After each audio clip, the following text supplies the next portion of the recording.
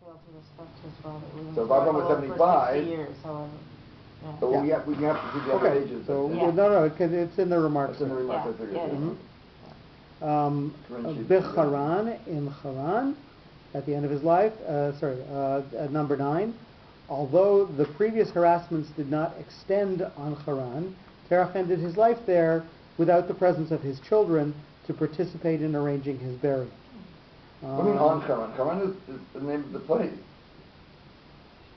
Yeah, I'm not sure why we changed to in Haran to on Haran. I think it is a typo in the comment. The comment should say in Haran. It's so confusing. So maybe not. Haran. Because it could bring war on the United States. You could bring war on Israel. Upon. So it could be. Maybe not. Or extend to. Usually it should be to in modern. We're going to finish. Don't worry. We are going to finish today. So again, it might be we've attributed the word Haran to having a relationship to Chorin, to freedom, and yet we see that it is a false or an empty sense of freedom that he ends up getting there. So he ends there in his freedom, if you will, but it's his freedom from everything. It's his exclusion from everything. What's alt mean? Alternative or? It's an alternative, yeah. So that's where he's talking about on Haran. Maybe he brings it. So okay. So b'Haran, in humiliation or degradation, or b'shvelut, in a lower place or in a degraded place. So that's I think that's why he does it on. It's intentional. It's not a typo because he's saying here by this b'Haran in humiliation, sort of. So why not in instead of on? Okay, whatever. But I think that's what he's getting at. And we have comments by Yehu Yemei Terach Chamesh, and they were the days of Terach 5 years and 200 years. Since Avram was 75 when he left Haran, Rashi deduces that secretly that Avram failed to respect his father, leaving Terach alone for 60 years. However, was it possible that Avram tried to ease Terach's situation by removing suspicion by his absence from his father? So again, we're saying, did Avram do what Nahor did? I'm not with them. So did Avram leave so that Terach could in fact have freedom from persecution and continue to remain there because his only goal was to be in a place where he wouldn't be persecuted? By Avram leaving him, he can say, "See, I'm not with him." Who can say that? Terach. That's so. Avram leaving him is in fact not an aspect of disrespect, but an ultimate aspect of respect. I love you so much that I'm going to leave you because if you come with me, you're going to be tied up, and you're going to in my sins, and you're going to be chased after just like I'm chased after. Oh, they chase him all the way to. Well, that's the implication, right? The implication is wherever Avram goes, Nimrod might follow. But were your Chassidim people going to chase Avram all the way to? And in fact, yes, we see with the War of the Five Kings and the Five Kings that one of them is in fact Nimrod in alias. So Nimrod does continue to chase Avram to where Avram went. It's like talk about Siman Labanim. We think that we finally got a Medina, that our problems are over. And now there's still anti-Semitism, just as it can't just be a place to refuge. Avram may have returned to his homeland to take along more old friends. Oh, we're on the last page, and we are on that last page. And associates with the new ones. Vayikach Avram. This is 5:21. That's got to be wrong. That time is 11. That's got to be. Yeah. So we say later on that Avram takes all of the souls that he made in Haran. So Avram continues to accumulate followers even as he is there, and. Is this the thing that we said before about the? This is later on. This is in Lech Lecha, but we're getting there. Yeah. Avram may have also left to take along some savings, collect debts, etc., to be able to survive in the location and support his father. V'et kol rechusham asher rachshu, they're going to take all of their possessions that they got. So it may have been money that Avram has accumulated to be able to send back to his father so that his father can live. All this discounts Rashi's charge of Avram's failure to respect his father by Yom Terach, and he died Terach. The fact that Terach is said to have died while Avram only left Haran at age 75, so that his father actually lived another 60 years, is indicated by Rashi as a sign that Terach was a wicked man, Rasha, and as such, even in life, he was considered to be dead. However, it is not mere. It is not so. What we're trying to do here is we're trying to differentiate what this Perush seems to say about Terach from what Rashi says about Terach. So this Perush So we're saying this Perush says that he wasn't great, but he wasn't all the evil that he was cracked up to be either. I.e., the question is, was he an idol dealer because he believed in the idols, at least to some extent?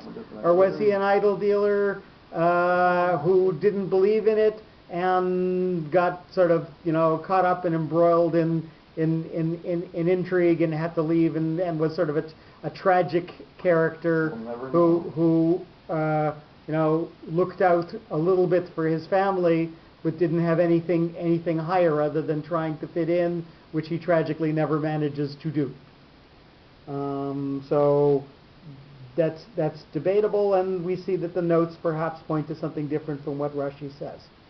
However, is it not more convincing that he was considered dead because all his children left him at the last part of his life, and he was left to live in a solitary seclusion, as stated, Hava libanim, give me children, v'im ayin meta anochi. So being childless is like being dead. So when all of his children leave him, he feels that his reason for life has left him, and that's the death that the Midrash speaks about, not the fact that his evil makes him like somebody who is dead, but rather his loneliness is what makes him like he is someone who is dead. Rashi's assessment of Terach as a Rasha is a malicious fantasy, and against the indication of the Torah, whereas I indicated, Terach is mentioned twice in adjacency. We have Terach and then Terach, even though they don't have that direct connection between them. Where do we see back. We just had it 4 or 5 psukim No, I remember. I thought it was now. Yeah. So we will. No, I believe that. I remember. I thought you were talking right now. Aviela toldo Terach, pause. Terach holidet Avram. So we have the word Terach twice with a grammatic or a note-induced pause in between them. So we said this is a note. This is a compliment, but not as big a compliment as having the name mentioned twice with a connecting note in between them. So but, he's not all that bad, is what we're trying to say. At least by so he's not all that bad. Is the way we're trying to phrase it.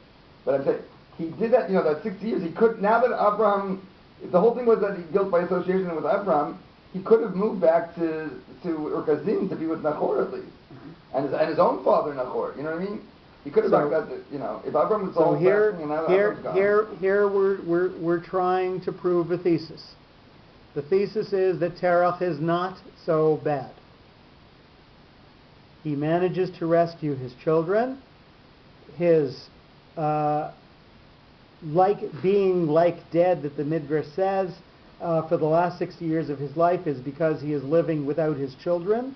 And even though that might have been done by his children as a kindness to him, nonetheless that is the way that he is that he's living secluded and solitary. Terach is mentioned twice, name after name. Terach holidet Avram. So there is some textual support to the idea that he might be a good character. In fact, this indicates that Terach was a tzaddik who produced Avram and Sarai. So he certainly had progeny who were both merit-worthy and sacrificed his son Haran for an ideal. So Haran's death is to follow Avram, and therefore, again, that is for a praiseworthy reason. Were they strangers to Terach, and did they grow up from nowhere? So I'm saying Terach must have influenced all of these progeny to be of good character. Didn't Terach have the same attraction for Canaan as Avram and Sarai? Terach's original intention is to go to Canaan. So he had at least that thought, because it was Terach's action that was going to take them to Canaan, and they just happened to stop somewhere else. By the same kind token, Noach was labeled as coming from small believers, Emunah, Mikatne, Miktane Emunah. He was coming from those who were small believers. When the text repeatedly calls him a tzaddik, Noach ish tzaddik, tamim haya b'doratav. If Terach was the victim of the barbarous Kastim and Hammurabi, were those prosecutors the tzaddikim in Rashi's opinion? He may as well have called pharaohs, Hamans, and the Nazis tzaddikim.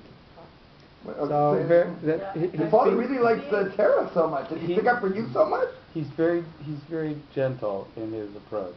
Who? Your My father. I'm being facetious. I'm being very facetious. Yeah, but he does like Terach. It's not that he likes. Sorry, could we explain that last sentence again? Yeah, so. And tell me when you're being sarcastic. I'm missing something. So what we're saying in the last sentence is that we're lumping Terach together with all of these other people who are happening at the same time as him, the Kastim, Hammurabi, and we're saying that is Terach really as bad as all of those idol worshippers? Is he one of them? Whereas in fact we have seen that perhaps there is a lot of evidence to say that he has redeemable aspects to his character, and therefore by lumping him in with all Bitchila Ovdei Avodah Zarah Yovatenu Terach Avi Avram. So we say on Pesach that in the Haggadah that Terach is lumped in with the idol worshippers, and the question is that really the compatriots of Terach, or is Terach separated from that group?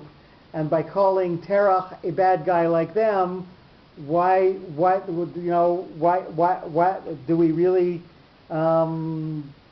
demean the label of bad guy when Terach is in fact perhaps a redeemable but tragic character? Wait, are we also saying that if you that pasuk that you mentioned from the Haggadah, if you pause it in a different place, you could say they were idol worshippers, meaning like Nahor, the grandfather, like Terach. It's already Abi Abraham, so he's aligning himself with the Abraham side. There's a different way of reading that pasuk, right? I never thought of it that way. So it's not Terach the Ovdei Avodah Zarah. He's already from the new breed. There are no reading notes in Haggadah, so we're never going to know. No, but the way you said it now, with this Perush, So I think that's how their father there would is read it. certainly a lot of textual ambiguity in Haggadah, and it is quite and it is well. So there's so many it's proportions. Haggadah is a construct. Haggadah is a rabbinic construct. It is not directly. But actually, that is a quote from a pasuk. So I'm wrong. Because when they brought the that's a quote from a pasuk. They brought the Bikurim. What's the quote from a pasuk? Where's that from? I think the Bikurim. From the Bikurim. Yeah. It's in Dvar. Yeah. They say that part? But they don't say. They say No, Terach. that's not where it They don't say starts. Terach. No, but Mitzchah of that's from the Bikurim. No, I'm talking in Kitavot, but that's how it starts? No. Is it? Maybe. We'll have to check in Kitavot. Okay, you want to finish already? I'll give you, God forbid, that's 11 minutes right there. Sue's not going to kick you out. First fruit. First of all, we're on the remarks, so we have done the fume already, okay? Sorry? First fruit. What are you wearing under that? Yeah. Becharon, by humiliation. Terach dies, again, a tragic death. This last word of the Sidra, adjacent to Terach, further elucidates his character in accordance to the opinion of the Gemara. Mishida ato shvela, ma'ala alav hakatuv, ki'ilu hikriv kol hakorbanot kulan. Anybody who has a humble or a lower attitude, he gets the merit as if he has sacrificed all of the korbanot that could be sacrificed. So he's saying that the Charan in this case, like the humiliation thing that we said before, that he's getting credit for it now? So we're saying that because Terach suffered so much in life, suffered so much isolation and disappointment, that he certainly was deserving of more and should get merit for what we're now labeling as righteous suffering. I never saw your father stick up for someone like this before. Baruch chonein leish chokhmah umelamed lenosh da'at. Blessed be the one who gives wisdom to a man and gives da'at, gives deeper knowledge to a person. We have to, as we read through a Perush, realize that Ayin Panim LaTorah, that the Torah has many levels of depth, and that because the notes are Torah L'Moshe Misinai, they are given directly at the same time that the words are given. There has to be a meaning that is imparted and imbued by them. They have to have an importance that allows this type of analysis to be done, and we have to give respect to the fact that while a midrash comes to fill in textual anomalies and tells us stories, midrashic stories are allegories meant to teach moral lessons.